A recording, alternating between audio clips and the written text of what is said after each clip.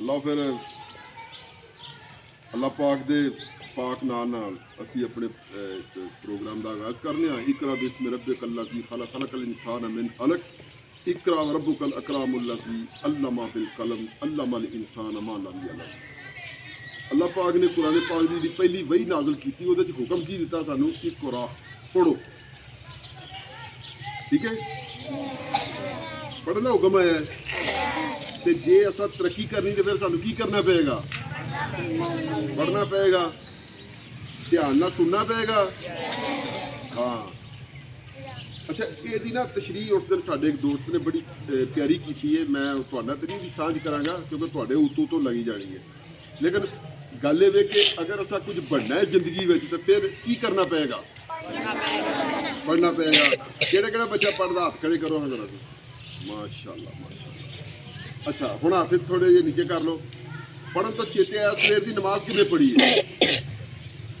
ईमानदारी नाल अल्लाह मियां वेखण दिया है, कूड़ नहीं मारना हैगा। अच्छा हुण जेड़ा 5 नमाज़ां पढ़दा हाथ खड़े करे पूरियां। नहीं ये तो लाजमी पढ़ते हैं, अम्मियां भी पढ़दियां ते भी पढ़ते हैं। एक न्याणा निकलिया है बेटा, आप पढ़ते हैं? ठीक है शाबाश, ये एक बच्चा तो हो गया ना। अच्छा वेखो गल पता की दी है, एक नमाज सवेरे उठ के सारे पढ़ते हैं, लेकिन अल्लाह पाक ने 5 नमाज़ां साडे ते फर्ज कीतियां ने। कितनियां कीतियां ने? 5 नहीं, मैं 5 की गल करन दिया हूँ। ठीक है, इस तरह ही जेडे साडे मजमून ने, मसलन असीं पढ़ने उर्दू, इंग्लिश, रियाजी, दीनियात ते साइंस ते दूजी चौथी छेवीं केड़ी है?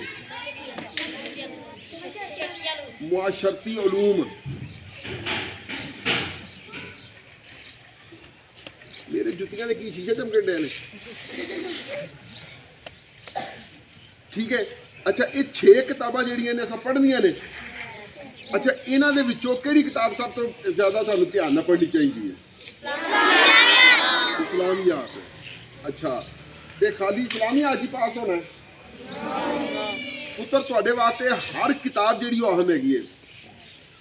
Every book is important for your academic life. हर किताब जिहड़ी तुहाडी तलीमी जिंदगी वास्ते अहम है, बड़ी जरूरी है। ठीक है, हाँ इस करके चाहे उर्दू है, चाहे वो अंग्रेजी है, वो रियाजी है, वो तो पूरी मेहनत करनी है। ठीक है, जेड़ा बंदा मेहनत करेगा वो कुछ बनेगा, जेड़ा मेहनत करेगा वही कुछ बनेगा। ठीक है, जेड़ा शरारता करेगा वो पीछे रह जाएगा। आप यस ना करें, मुझे पता चल रहा है। अपनी यस अपने पास रखें बेटा, यस नहीं नो करना सीखे।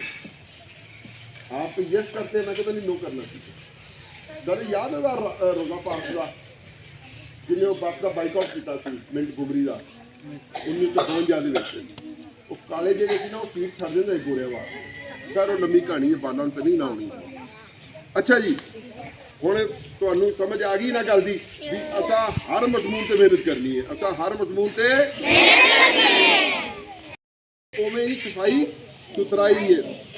ठीक है, यानी हदीस हैगी है कि अल्लाह साफ सुथरे जेडे सफाई सुथराई जिहड़ी है ना वो ईमान का हिस्सा है। सफाई सुथराई ईमान का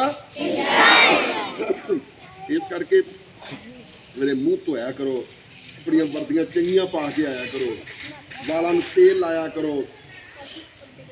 ठीक है, कंगे शंगे नाल लैके किहदे कोल कंगा है? कंगियां लैके आया कोई बच्चा? अच्छा अच्छा चलो, तो ये गल तुहाडी समझ आ गई हुण? यस, छुट्टी करनी है? यस चलो ठीक है।